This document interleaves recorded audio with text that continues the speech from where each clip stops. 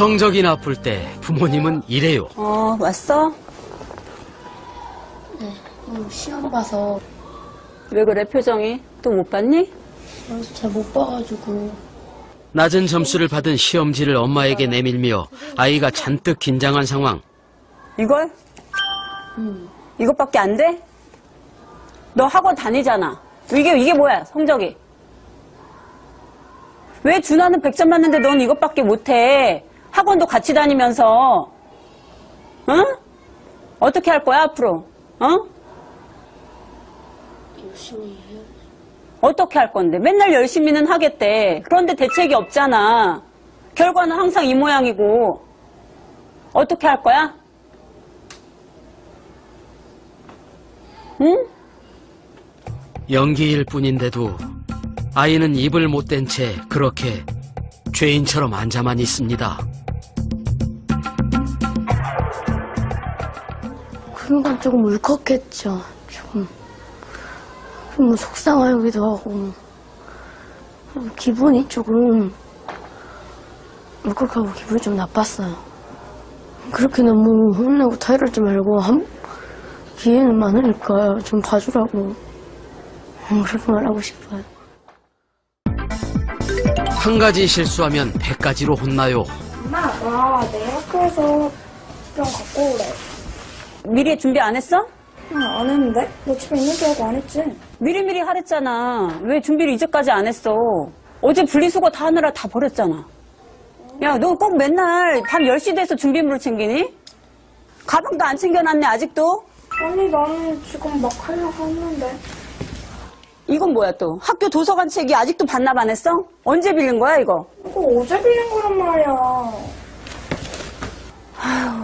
꼬리에 꼬리를 물고 이어진 잔소리. 사실 우리 가정에서 흔하게 벌어지는 일입니다. 이럴 때 아이들은 어떤 기분일까요?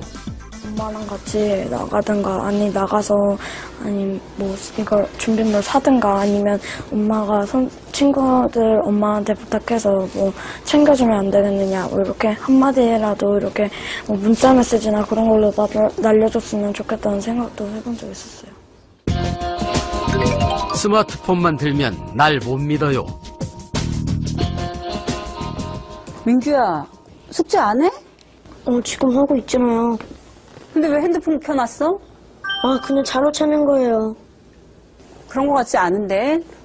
너 뭐 톡 같은 거 하는 거 아니야? 게임하는 거 아니고? 아니에요. 저것도.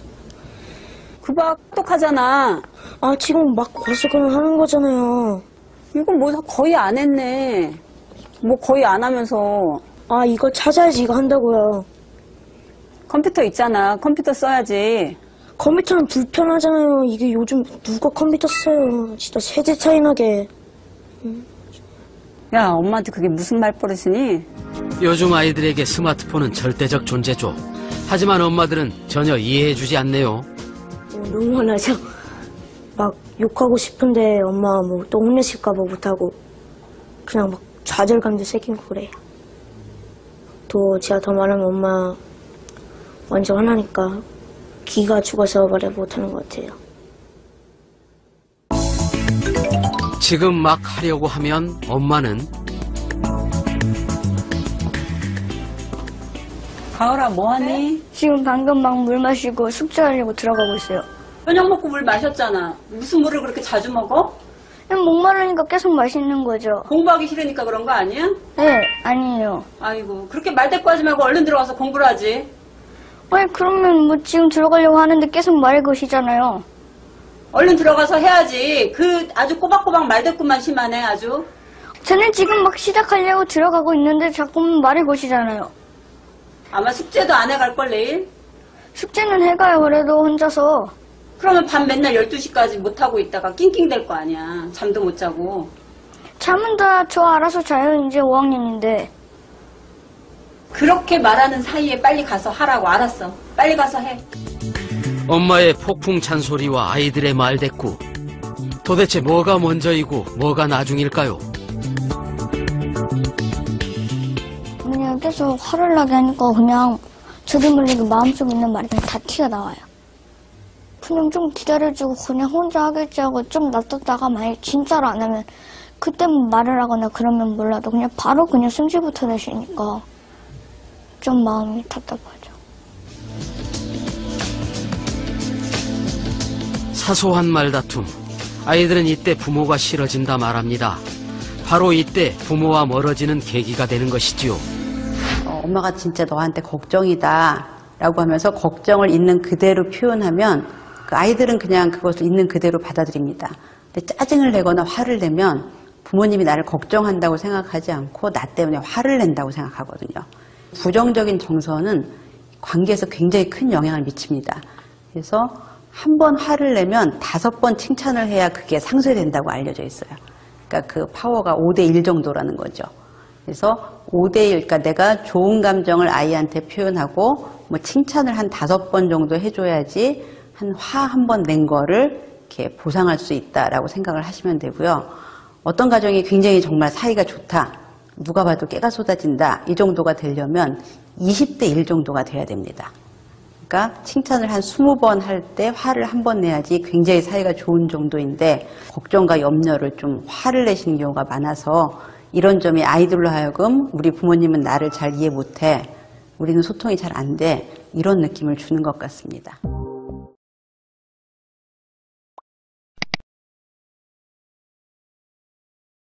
네. 여러분 자녀가 뭘 할 때 이렇게 기쁘십니까? 자녀가 뭘 할 때 이렇게 기쁠까요?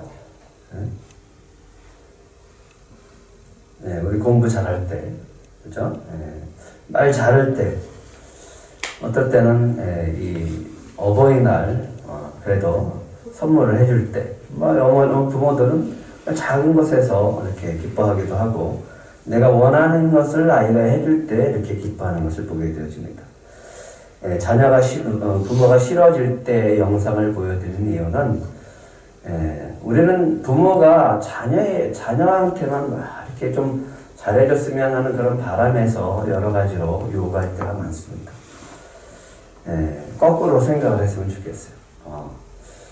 하나님의 자녀된 우리를 바라볼 때 어떤 마음으로 바라보실까? 하나님은 우리를 바라보실 때 언제 우리를 통해서 기뻐하실까라고 하는 것을 좀 생각해 봤으면 해서 이 영상을 준비해 봤습니다. 거꾸로 한번 생각해 보세요. 그러면 자녀들이 어떻게 하면 우리 부모를 기쁘게 할까라는 마음을 갖게 할까요? 우리 부모님을 기쁘게 해드려야지 라고 하는 마음을 어떻게 하면 갖게 할 수 있을까요? 이건 다른 거 아닙니다. 충분한 사랑을 받고 있을 때, 나는 충분히 부모로부터 사랑을 받고 있다 라고 아이들이 느끼기 시작을 할 때 그 생각을 하게 되어집니다. 자녀는 부모의 사랑을 받을 때 행복합니다. 아까 얘기했죠? 20번 칭찬을 해줘야지 겨우 20번 칭찬하고 한 번 화를 낼 때 그 정도 되는 가정이 깨가 쏟아진다 할 정도입니다. 요즘 며칠 동안 이렇게 사람들을 이렇게 쳐다보면서 어쩌면 그 믿음 갖는 것이 이렇게 힘들까라는 생각을 하면서 사람들을 통해서, 그 영혼들을 통해서 막 여러 가지로 실망스러운 것들을 보게 되어졌어요. 그러면서 어떻게 하면 내가 전도를 좀 잘할 수 있을까? 어떻게 하면 교회가 좀 부흥할 수 있을까? 어떻게 하면 많은 사람들이 좀 저를 알아서, 우리 교회를 좀 알아서 찾아오고 교회가 부흥할 수 있을까? 하나님, 나도 좀 인기가 있어야 될까요? 연예인들처럼, 아니면 유명하신 목사님처럼 그렇게 인기가 있어야 될까요? 그렇게 생각을 했습니다. 근데 갑자기 문득 주님의 음성이 들리는 것 같았어요. 나는 인기가 있냐? 하나님은 인기가 있으실까요? 과연 하나님이 이 땅에 많은 사람들이 좋아할 만한 신인가요? 많은 영혼들이 찾는 신인가요? 그러면서 이런 음성이 들리는 것 같았어요. 나도 그렇단다. 가슴이 아프더라고. 야, 참 하나님의 인기가 별론가? 어떻게 하면 우리가 하나님을 기쁘시게 할까? 참 여러 가지로 고민이 될 때가 참 많습니다. 우리가 한번 생각을 해봤으면 좋겠습니다. 어떻게 하면 하나님을 기쁘시게 할 수 있을까? 어떻게 하면 하나님을 기쁘게 하는 사람이 될까를 생각하기 전에 우리는 그 전에 뭘 느껴야 되냐면 가장 필요한 하나님의 사랑이 우리 안에 가득 채워진다라고 하는 것을 느끼며 살아야 됩니다. 그래야 우리가 먼저 하나님을 기쁘게 해드리고자 하는 그런 마음이 있는 겁니다. 바울은 하나님에 대해서 열심히 했습니다. 그래서 교회를 핍박하고 예수 믿는 자들을 잡아 죽이려고 애를 썼던 사람입니다.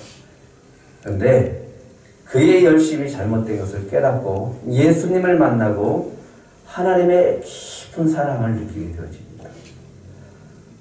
그리고 자기같이 부족하고 자기같이 악한 사람을 이방인의 사도로 불러주신 것에 너무너무 감사해서 결단합니다. 내가 생명을 바치겠다. 그 한 사람을 예수님이 만나줌으로 말미암아 그 영혼이 바뀌어지고 그 인생이 바뀌어지고 그 영혼이 정말 이방인의 복음의 사도로서 생명을 거는 사람이 되어졌다는 겁니다. 이 시대에 이런 은혜가 우리와 저와 여러분들 안에 또 우리 자녀들 안에 있기를 축복합니다. 하나님의 사랑이 퍼져서 그 사랑이 너무너무 감사해서 너무너무 기뻐서 어떻게 하면 주님을 기쁘게 할까라고 하는 그런 자녀들 또 그런 성도들이 되시길 축복합니다. 그러면 정말 하나님을 기쁘시게 하는 사람은 어떤 사람입니까? 하나님을 기쁘시게 하는 사람은 물론 하나님이 기뻐하는 사람일 것입니다. 1절과 2절을 한번 우리 같이 읽어볼까요? 1절과 2절 시작. 너희의 믿음의 역사와 1절과 2절 시작. 형제들아 우리가 너희 가운데 들어간 것이 헛되지 않은 줄을 너희가 친히 아나니 너희가 아는 바와 같이 우리가 먼저 빌립보에서 고난과 능력을 당하였으나 우리 하나님을 힘입어 많은 싸움 중에 하나님의 복음을 너에게 전하였노라. 바울이 지난 시간에 1장에서 이런 말을 했습니다.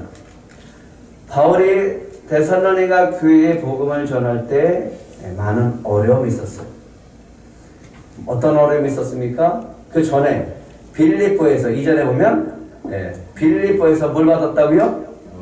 고난과 능력을 당하였던 것을 데살로니가 성도들도 알고 있었어요.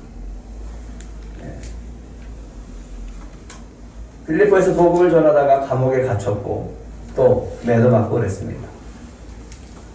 그래서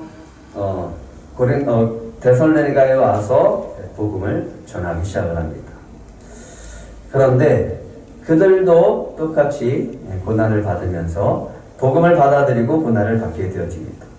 근데 놀라운 것은 그렇게 바울이 짧은 시간 동안 복음을 전하고 마치 데살로니가에서는 선교를 실패한 것처럼 그리고 떠나버렸는데 놀랍게도 그곳에 성령께서 역사하셔서 교회가 세워졌다는 거예요. 그래서 바울이 이렇게 얘기를 합니다. 1장 6절입니다. 1장 6절 같이 읽겠습니다. 시작. 또 너희는 많은 환난 가운데서 성령의 기쁨으로 말씀을 받아 우리와 주를 본받은 자가 되었다. 2장 2절에 보면 많은 싸움 중에 복음을 전했다라고 얘기하고 1장 6절에는 데살로니가 사람들은 많은 환난 가운데서 성령의 기쁨으로 말씀을 받았다라고 얘기합니다. 복음을 전하는 게 쉽나요? 쉽지 않았다라고 합니다. 복음을 전하는 것이 쉽지 않습니다. 이 시대만 그러나요? 코로나 시대만 그러나요? 그렇지 않다라고 합니다. 바울의 시대에 수많은 반대에 부딪혔어요. 수많은 핍박이 있었고 수많은 반대 속에서 모욕을 당하고 박해를 당하고 복음을 전하면 피하는 사람, 복음을 전하면 도망치는 사람도 있었어요. 복음을 전하면 다 받아들였으면 얼마나 좋겠어요. 거부하는 사람들이 더 많은 거죠. 그뿐만 아니라 바울을 오히려 공격합니다. 동족이 오히려 핍박하는 거예요. 좋은 소리 하면 얼마나 좋아요. 네, 바울을 향해서 아주 악담하고 저주하고 협박도 하는 그런 사람들. 바울은 복음을 전하다가 수시로 매를 맞았어요. 감옥에도 갇혔습니다. 돌에 맞아 죽을 뻔도 했습니다. 그런데 1장 2절에 뭐라고요? 너희가 아는 바와 같이 우리가 먼저 빌립보에서 고난과 능력을 당하였으나 우리 하나님을 힘입어 많은 싸움 중에 하나님의 복음을 전했다. 많은 싸움을 하면 사람들은 포기하죠. 네. 반대에 부딪히면 포기해버리죠. 근데 바울은 많은 싸움 중에 하나님의 복음을 전했다라고 얘기를 하는 거예요. 어떻게 이럴 수가 있냐? 그 앞에 바울은 뭐라고 얘기합니까? 누구의 힘을 힘입어? 하나님을 힘입어서. 하나님을 힘입어서 복음을 전했다라고 합니다. 우리는 이렇게 믿으면 안 돼요. 내가 복음을 전하면 저 사람이 꼭 받아들일 거다라는 생각을 하고 있으면 안 돼요. 뭐도 생각해야 되냐면 반대도 할 수 있다. 나를 욕할 수도 있다. 나를 핍박할 수 있다를 우리는 염두에 둬야 된다라고 하는 겁니다. 하지만 중요한 것은 그게 중요한 것이 아니라 그들의 반응이 중요한 것이 아니라 뭐가 중요하냐면 하나님을 힘입어서 복음을 전하는 게 중요합니다. 우리에게는 이런 믿음이 필요합니다. 그들은 반드시 꼭 복음을 들어야 된다. 부모가 싫어지는 이유가 뭐였어요? 네? 자신을 도와주는 게 아니라 엄마는 나를 혼내는 사람이야 이렇게 인식을 해버렸어요. 잔소리뿐이야. 네. 부모가 나보다 성적이 더 중요하다라고 인식을 해버리는 거예요. 실수를 봐주지 않는 거예요. 내 실수는 엄마는 나를 봐주지 않아. 그러니까 늘 엄마 앞에 서면 나는 죄인이 되는 거예요. 네. 우리 엄마는 나에게 기회를 더 이상 주지 않아. 우리 엄마는 나의 마음을 알아주지 않아. 스마트폰을 보고 뭔가 찾고 있는데 야, 또 내 핸드폰에 믿어주지 않는. 그 아이의 마음이 얼마나 억울할까를 생각을 해봤어요. 그러면 나타나는 현상이 있습니다. 반드시 공부가 싫어집니다. 의욕이 상실됩니다. 부모에게 잘하고 싶은 마음은 절대로 생기지 않습니다. 근데 우리 부모의 기쁨은 뭐예요? 말 잘 듣고 공부도 잘하고 착하고.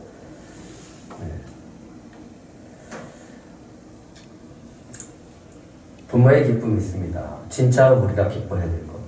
예수를 믿고 살아가는 부모로서의 기쁨. 언제 진짜 기쁘냐? 우리 아이들이 어려움을 만났어요. 어려움을 만났는데 그 아이들이 하나님을 힘입어서 그 반대, 그 어려움, 그 고난을 뚫고 나갈 때 그걸 보고 기뻐해야죠. 근데 그걸 보고 기뻐하려면 먼저 우리가 아이들에게 충분한 사랑을 줘야 돼요. 그리고 그 아이가 하나님의 큰 사랑을 받아야지 하나님을 힘입어서 극복할 수 있는 겁니다. 넘겨주시고 2절에 현대인의 번역이 있습니다. 네, 한번 같이 읽겠습니다. 2절 시작. 여러분도 알다시피 우리가 여러분에게 가기 전에 빌립보에서 많은 고난과 모욕을 당하였으나 하나님의 도우심으로 우리는 강력한 반대에도 불구하고 여러분에게 기쁜 소식을 담대하게 전했습니다. 예, 우리는 강력한 반대에도 불구하고 여러분에게 복음을 전할 수 있었습니다. 무엇 때문에? 하나님의 도우심으로. 누가 하나님을 기쁘게 하는 사람이냐? 내가 하나님의 기쁨을 위해서 복음을 전할 때 하나님은 반드시 나를 도와주신다는 믿음을 갖는 사람입니다. 왜? 하나님이 기뻐하는 일을 하잖아요. 부모가 기뻐하는 것을 자녀가 할 때 얼마든지 밀어주잖아요. 지난 시간에 얘기했잖아요. 최준식 목사님이 아르바이트를 한다고. 화요일 날 왔는데 화분 40개를 배송하는 작업을 했대. 너무너무 힘들다고. 왜 아르바이트 하냐?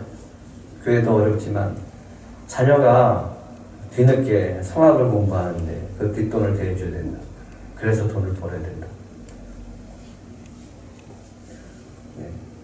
이탈리아에서 22개의 콩쿠르에서 1등 한 사람이 테스트를 했는데 음이 굉장히 높이 올라가서 가능성이 있다고 공부시키라고. 그 가능성이 있다는데 어떤 부모가 뒷바라지 않겠어요? 뼈가 부서져라서라도 자녀를 위해서 애쓰겠죠. 부모가 기뻐하는 일, 자녀가 잘 되는 거죠. 그것을 위해서 얼마든지 바쳐줄 수 있는 거예요. 하나님의 기뻐하는 일을 하는데 하나님이 가만히 있겠어요? 하나님이 기뻐하는 거 뭐예요? 우리가 무엇을 전하는 거? 복음을 전하는 거. 복음이 뭐예요? 여기에 기쁜 소식.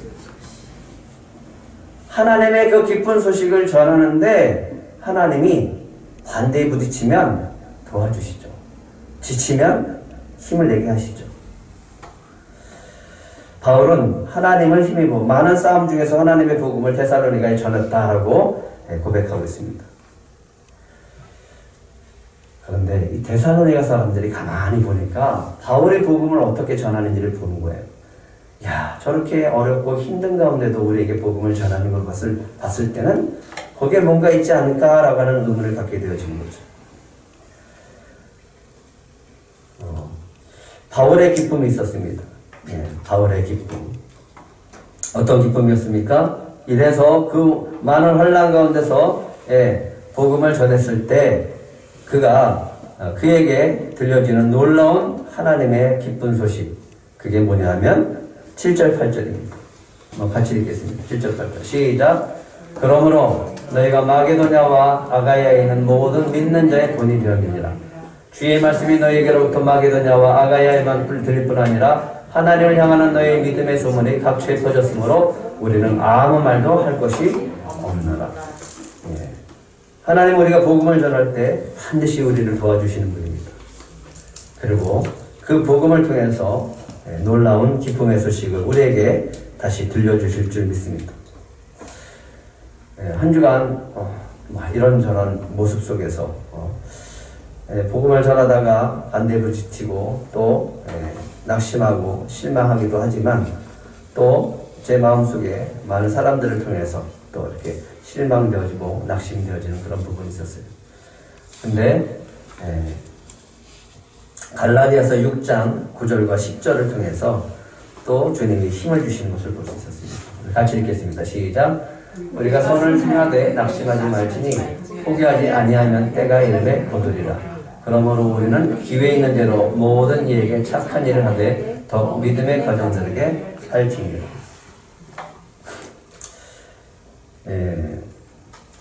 성교회 어저께 이전 감사 예배를 통해서 모든 가정이 정말 하나님의 은혜였다라는 생각이 들었습니다. 그래서 그 은혜라는 찬양을 박 목사님이 평강교회에서 우리 특성하는 것을 들으시고 너무 은혜를 받으셨나 봐요.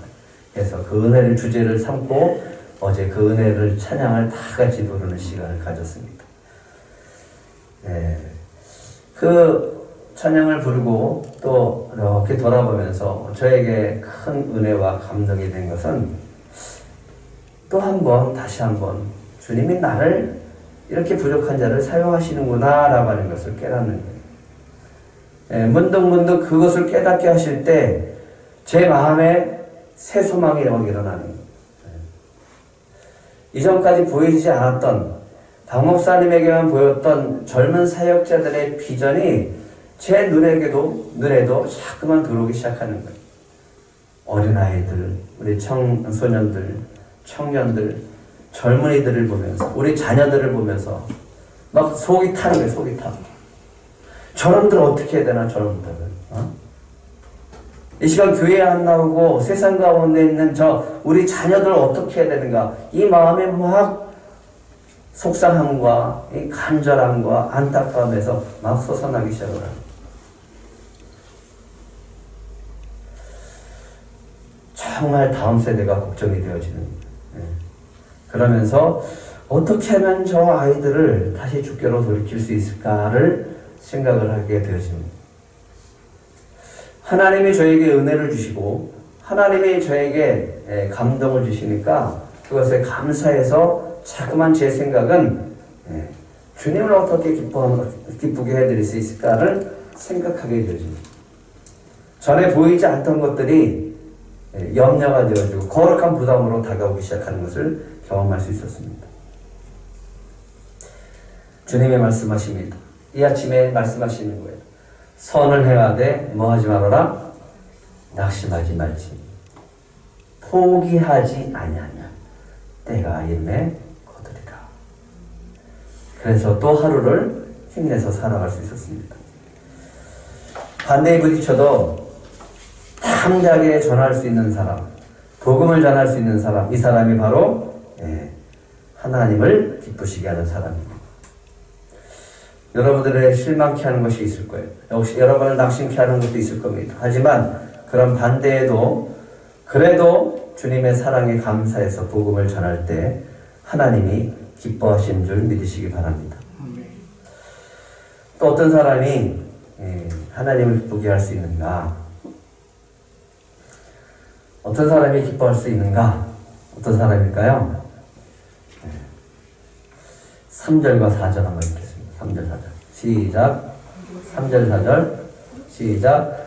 우리의 권면은 간사함이나 부정에서 난 것이 아니오 속임수로 하는 것이 또 아니라 오직 하나님께 옳게 여기심을 입어 복음을 위탁받았으니 우리가 이와 같이 말하면 사람을 기쁘게 하려 함이 아니요 오직 우리 마음을 감찰하시는 하나님을 기쁘시게 하려 합니다. 갈라디아서도 말했죠.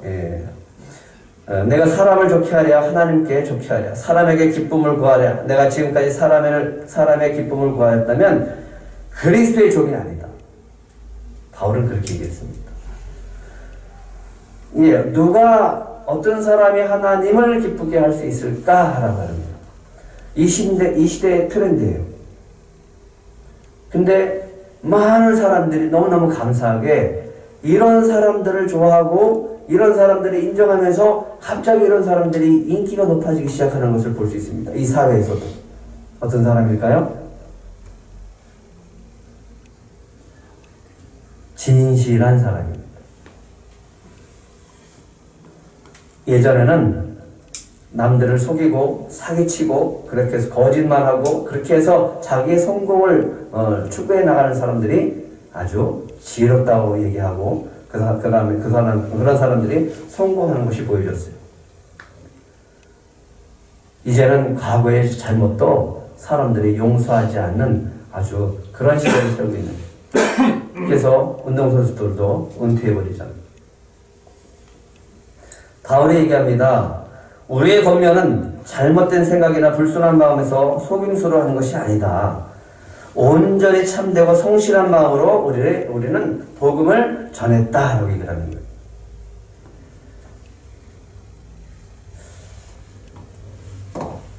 내 말뿐만 아니라 내 말 속에는 진실한 복음이 들어있다.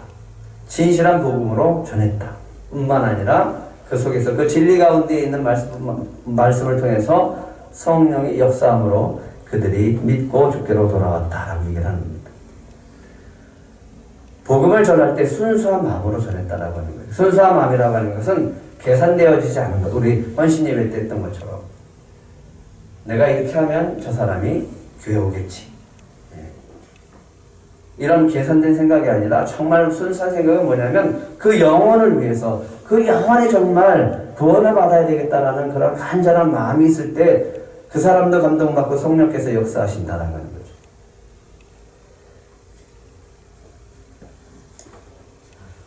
바울은 가는 곳마다 하나님이 자신을 복음의 사역자로 부르신 것에 간증하고 돌아다녔어요. 그 은혜가 있으니까 전하는 거예요. 감사함으로 전하는 거예요. 그런데 거기에 뭘 더했냐면 진실한 마음. 정말 대선우리가 사람들을 위해서 복음을 전했다라고 하는 겁니다. 이 진실함 속에는 이런 의미가 담겨 있는 거예요. 입에 발린 말 하지 않았다라고 하는 거예요. 복음 전할 때 내가 입에 발린 말로 너희들에게 복음 전하지 않았다. 성원이가 퇴근해서 좀 사람들에게 오해받은 얘기를 하더라고요. 누가 자기를 상사에게 좀 아부하는 듯한 그런 말을 들었던 것 같아요. 그랬더니 그게 아니라고. 자기는 그런 거 못한다고. 그랬더니 사모가 그러는 거예요. 어쩌면 부모를 그렇게 똑 닮았는지. 막 어떨 때는 그래요. 정말 뭔가 그 사람을 위해서 좀 아부도 할 수 있어야 되는데 아부도 할 수 있어야 되는데 우리는 또 아부를 못 하잖아요. 근데 그것까지 자녀가 닮았다라고 하니까 이게 기뻐해야 되는가 그런 생각도 들더라고요. 그런데 가만히 생각을 해보면 우리 자녀들한테 얘기한 게 있습니다. 진실함은 언젠가 통한다. 지금은 사람들이 이런 말하고 저런 말 하더라도 그 진실함은 언젠가 사람들이 알아주는 그런 무기가 된다. 5절과 6절 한번 읽겠습니다. 5절과 6절 시작. 너희도 알거니와 우리가 아무 때에도 악청하는 말이나 탐심의 탈을 쓰지 아니하는 것은 살아난 하느님이 증언하십니다. 또한 우리는 너에게서든지 다른 이에게서든지 사람에게서는 영광을 구하지 아니하노라. 여러분은 우리가 어떻게 복음을 전했는지 알 겁니다. 우리가 어떤 마음으로 복음을 전했는지 알 겁니다. 우리는 아무 때에도 아첨하는 말을 하지 않았습니다. 욕심을 부리면서 여러분들에게 복음 증언하지는 않았습니다.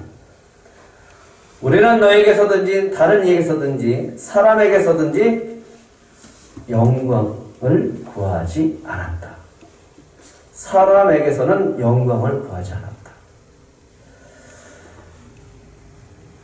바울에게는 이런 각오가 있습니다. 내가 무슨 희생을 따르더라도 성령의 권능 안에서 복음을 전하는 데 집중하겠다라고 하는 거예요.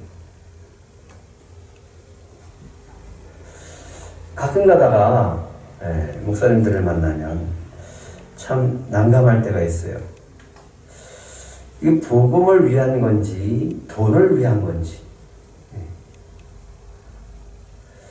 바울은 이렇게 얘기를 하는 거예요. 나 돈 버는데 관심 없다.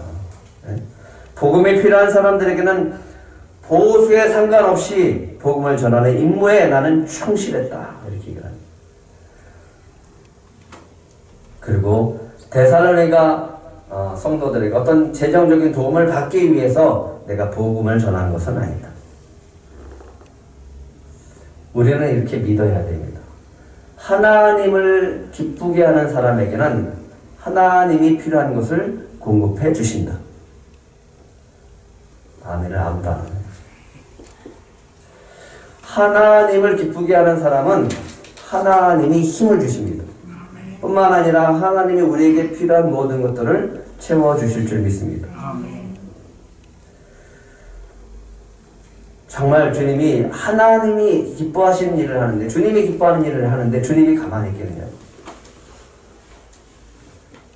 어제 박 목사님이 감사의 글을 시간을 드렸더니 지금까지 쭉 어떤 일들이 있었는지를 이야기하는 걸 봤습니다. 저도 뭐 여러분들에게 여러 번 얘기했으니까.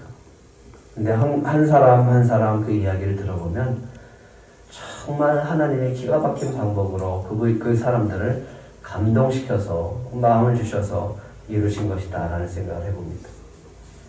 왜 그랬을까? 하나님이 기뻐하는 일이 그렇습니다. 그 중에 하나를 더 얘기하면 젊은 사역자들을 위해서 이런 공간을 마련했습니다 라고 했더니 작년에 코로나로 인해서 굉장히 어려웠던, 코로나 확진자가 발생해서 어려웠던 그 교회가 바로 옆에 있어요. 좀 큰 교회인데 그 교회 전도사님이 달려왔어요. 아니 이런 데가 있냐고. 그러면서 그런 얘기를 해요.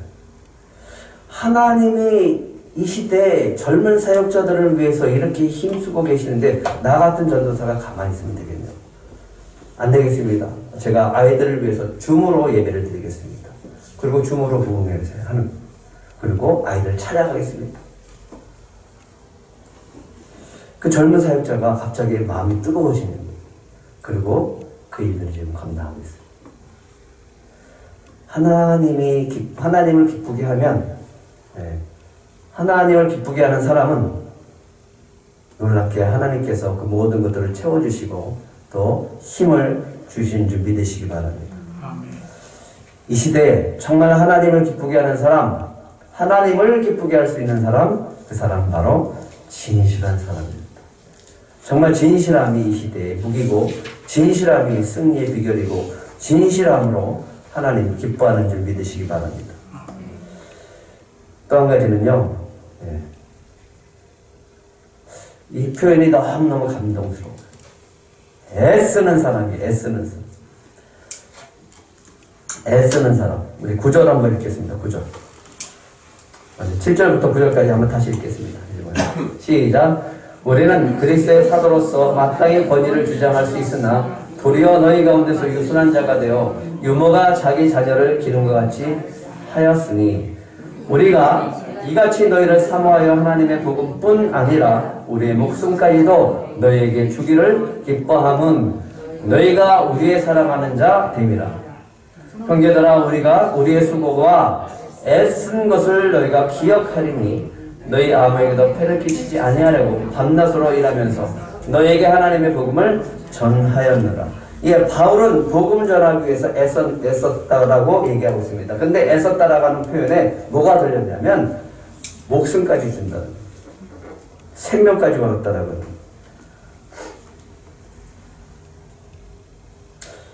바울이 이것을 위해서 살았어요.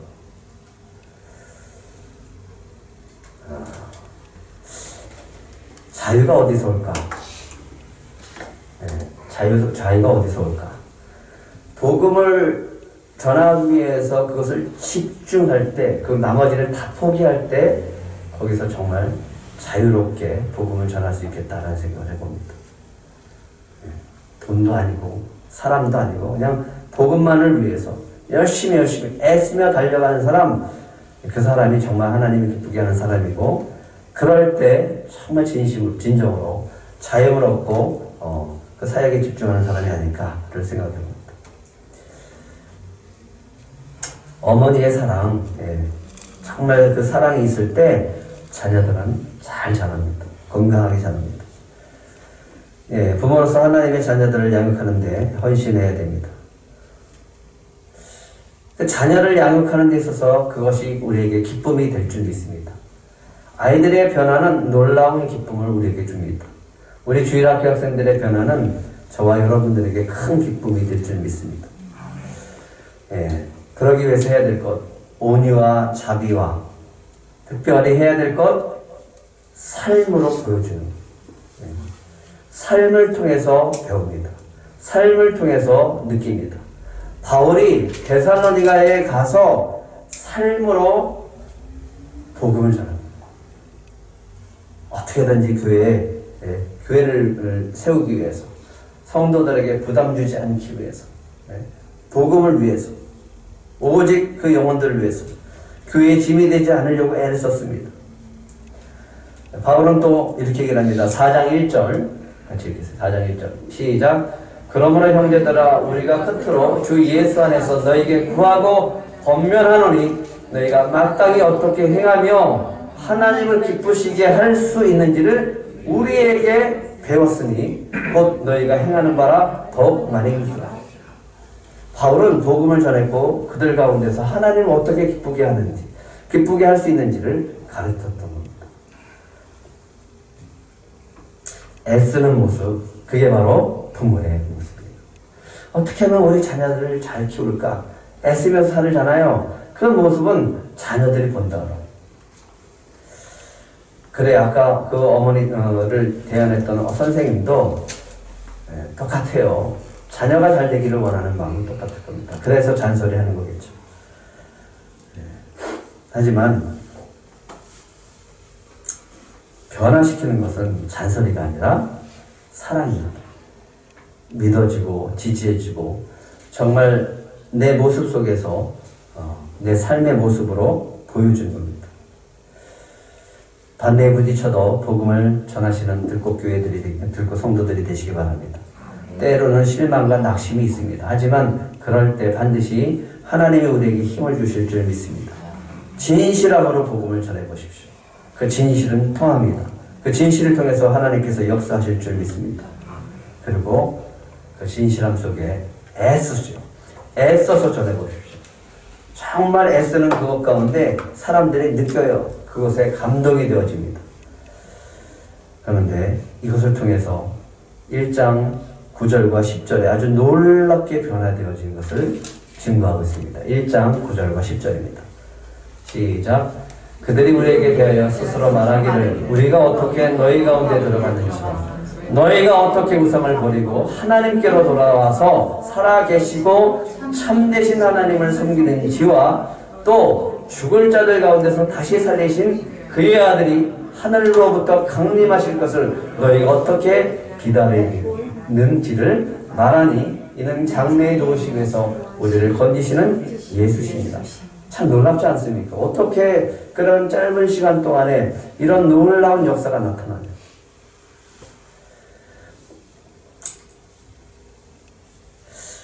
윤여정 씨가 아카데미 조연상을 탔어요. 근데 참 놀라운 말 했어요. 저는 할리우드는 동경하지 않습니다.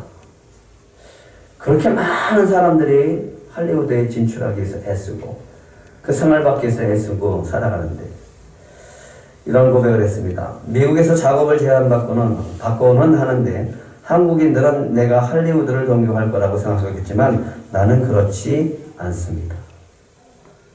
그러면서 이런 말 했습니다. 내가 미국에 계속 오는 이유는 여기 와서 일을 하게 되면 아들을 한 번 더 볼 수 있기 때문입니다. 그것이 진심이에요. 자녀가 어머니의 큰 사랑을 받는다면 아이들이 변화되게 되어지고 아름답게 성장할 줄 믿습니다. 우리가 변화되어지고 우리가 정말 하나님이 기쁘게 할 수 있는 사람, 그 사람은 바로 하나님의 사랑을 듬뿍 받고 그 사랑 안에서 그 은혜 속에서 살아가는 사람입니다. 하나님이 여러분을 진짜 사랑하는 줄 믿으시기 바랍니다. 그 십자가의 사랑이 우리 안에 충만해져서 정말 여러분이 그 사랑 안에서 주님을 기쁘게 하는 그런 모든 성도들이 되시기를 축복합니다.